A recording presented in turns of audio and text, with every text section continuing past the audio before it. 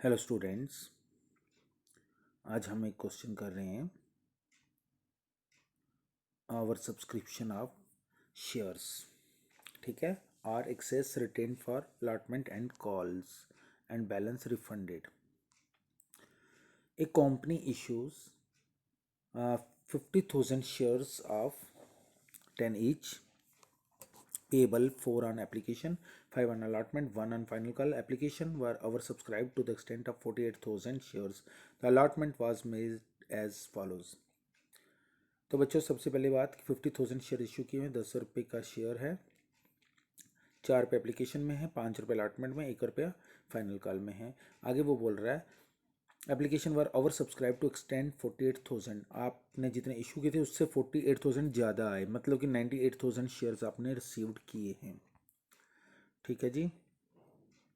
फिर देखिए ज़रा, क्वेश्चन में ही आगे बोल रहा है कैटेगरी 1 में जिसने 5,000 के लिए अप्लाई किया था उसको शेयर अलॉटेड हुए 5,000, जिसने 25 के लिए अप्लाई किया था उसको 20,000, जिसने 24,000 शेयर्स के लिए अप्लाई किया था उसको 10,000, जिसने 40,000 के लिए अप्लाई किया था उसको 15,000 और जिसने 4,000 के लिए अप्लाई किया था उसको कुछ भी नहीं। इसका मतलब कि शेयर्स अप्लाइड हुए हैं 98,000, अलॉट करने हैं 50,000। As per the article of association, the excess money received on application shall be retained for allotment and call, and any excess money left after these adjustments shall be returned. Article of association में ये बताया गया कि access जो money है उसको application से retain करनी है अलॉटमेंट और कॉल में, और उसके बाद जो आपका मतलब कि एडजस्टमेंट में आपके जो बचेंगे पैसे उसको रिटर्न कर देना है। However, in case of no allotment, the application money will be refunded immediately. और अगर किसी शेयर्स की कोई अलॉटमेंट नहीं है, जैसे 5th कैटेगरी में वो बोल रहा है, उसको आपने वापस कर देने हैं पैसे। ठीक है, तो जनरल बनाना है, पहले इसका वर्किंग नोट बनाना पड़ेगा आपको। ये ऑलरेडी JNK बोर्ड में आ चुका हुआ है क्वेश्चन। ठीक है,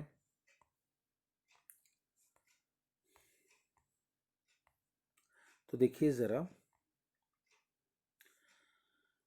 इसका वर्किंग नोट। कैटेगरी वाला कॉलम है एक अप्लाइड अलॉटमेंट। ठीक है, तीनों कॉलम हमने क्वेश्चन से ही उठाए हैं।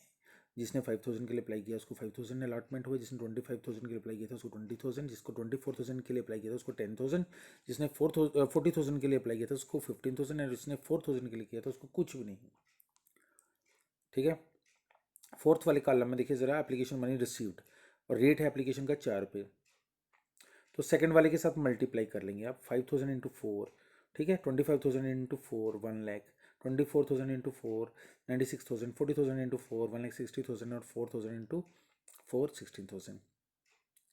फिर थर्ड वाला कॉलम था लॉटेड वाला, वो फिफ्थ वाले में देखिए ज़रा 4 के साथ ही मल्टीप्लाई करेंगे सेम। तो उसमें आ गया आपका 20,000, 80,000, 40,000 एंड 60,000। ठीक है, तो फिर उसके बाद आपने डिफरेंस देखना है। ठीक है जी, डिफरेंस पहले वाले का नील है, दूसरे का 20,000 है, थर्ड का 56 और फोर्थ का 1,00,000 और लास्ट वाले का 16,000 है। अब देखिए ज़रा एडजस्टमेंट इसमें कैसे करेंगे। अलॉटमेंट में एडजस्टमेंट होगी आपकी। देखिए पहले आपने देखना है आपके अलॉटेड कितने हैं शेयर्स। तो पहले वाले कैटेगरी के नहीं होंगे कि उसका कोई बैलेंस नहीं है। सेकंड कैटेगरी में 20,000 अलॉटेड शेयर्स हैं। थर्ड कॉलम में देखिए सेकंड कैटेगरी 20,000 शेयर अलॉटेड हैं, उसके 5 रुपये के हिसाब से अगर हम मल्टीप्लाई करें तो 1,00,000 होता है। तो अगर आपका 1,00,000 तक एडजस्टमेंट हो सकता है, अगर उससे एक्सेस हो तो फिर हम आगे ले जाते हैं पूरा करके, अगर उससे बियॉन्ड हो तो उसको इतना ही रखना होता है जितना आपके पास है। तो हमारे पास था बैलेंस 20,000। दोबारा से सुन लीजिए, हम इसको एडजस्टमेंट कर सकते हैं 1,00,000 रुपये तक, क्योंकि 5 रुपये को अगर 20 के साथ मल्टीप्लाई करेंगे 20,000 के साथ तो 1,00,000 बनता है। 1,00,000 रुपये तक आप एडजस्ट कर सकते थे, बट हमारे पास 20,000 ही है तो इसलिए हम 20,000 ही करेंगे। मैक्सिमम एडजस्टमेंट थी 1,00,000, इसमें कर सकते थे, लेकिन हुआ हमारे पास बैलेंस कितना है 20,000, तो 20,000 ही करेंगे।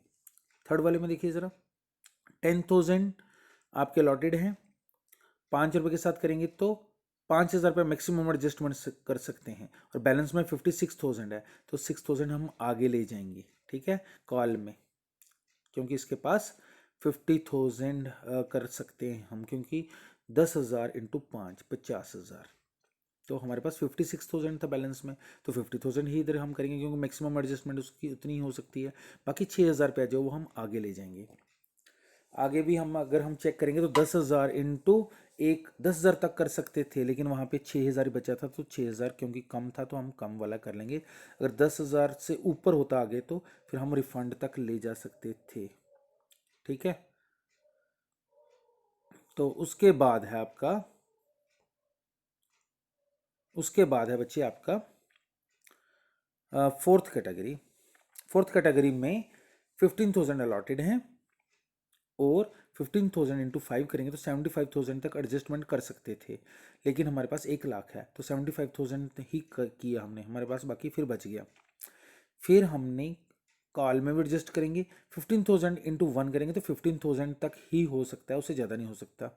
लेकिन हमारे पास 25,000 बचे हुए थे, क्योंकि 1 लाख में से 75,000 माइनस करेंगे तो 25,000 थे। यहाँ पे भी हम 15,000 ही करेंगे जितना हम मैक्सिमम कर सकते हैं। 10,000 फिर बच रहा है। 10,000 कैसे बच रहा है? 1 लाख बैलेंस था, 75,000 आपका एडजस्टमेंट हुआ अलॉटमेंट में और 15,000 हुआ कॉल में, 90,000 और 10,000 पे आपका बच गया है। ठीक है, तो वो आप रिफंड कर देंगे। फिर उसके बाद है फाइनल का फाइनल जो कैटेगरी है फिफ्थ वाली, उसके 4,000 पे, उसके कोई एडजस्टमेंट नहीं करनी है, उसका कोई आपका क्या बोलते हैं इसको, एडजस्टमेंट भी नहीं करनी है उसकी, और उसको कोई अलॉटेड भी नहीं हुआ है, इसका पूरा पैसा रिफंड हो जाएगा। 4,000 इंटू 4 रुपीज़ ही उसने दिए हुए थे, जो बैलेंस में 16,000 आया वो पूरे का पूरा रिफंड कर देंगे। अब टोटल रिफंड हो गया आपका 26,000, और एडजस्टमेंट में टोटल बन गया 21,000, और एडजस्टमेंट में आपका आ गया 1,45,000। ठीक है, इसको जर्नल में डालेंगे हम। जर्नल में देखिए ज़रा, बैंक में आपने रिसीव किया 98,000 और 4 के साथ मल्टीप्लाई करेंगे 3,92,000। फिर एप्लीकेशन में आपने क्या किया, यहाँ तो 3,92,000 ही आया। कैपिटल में आपको चाहिए था कितना, 50,000 इंटू 4, 2 लाख। बाकी आपने क्या किया, रिफंड किया 26,000, जो आपने अभी वर्किंग नोट में देखा। शेयर अलॉटमेंट में आपका एडजस्ट हुआ 1,45,000, और कॉल इन एडवांस में आया आपका 21,000। या कॉल इन एडवांस या कॉल्स भी लिख सकते थे खाली।